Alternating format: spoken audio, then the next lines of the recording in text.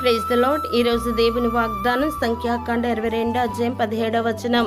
నేను నీకు బహు ఘనత కలుగజేసేదను. ప్రియ దైవజనమా, యెహోవా యందు భయభక్తులు కలిగి ఉండుట వినయమునకు ప్రతిఫలము, ఐశ్వర్యమును ఘనతయు జీవమును దాని వలన కలుగును. కాబట్టి యెహోవా యందు భయభక్తులు కలిగిన వారు ఘనత నుండి ప్రహర్షించుదురు. వారు సంతోషభరితులై తమ పడకల మీద ఉత్సాహగానము చేయుదురు. ఎందుకనగా ఘనతా ప్రభావములు ఆయన సన్నిధిని ఉన్నవి, బల సౌందర్యములు ఆయన పరిశుద్ధ స్థలములో ఉన్నవి.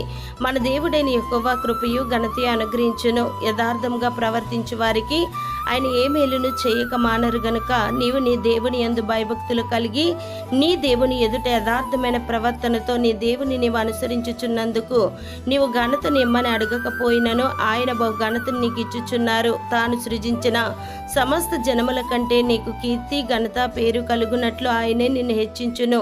దేవుడు మిమ్మల్ని దీవించునుగాక. ఆమెన్.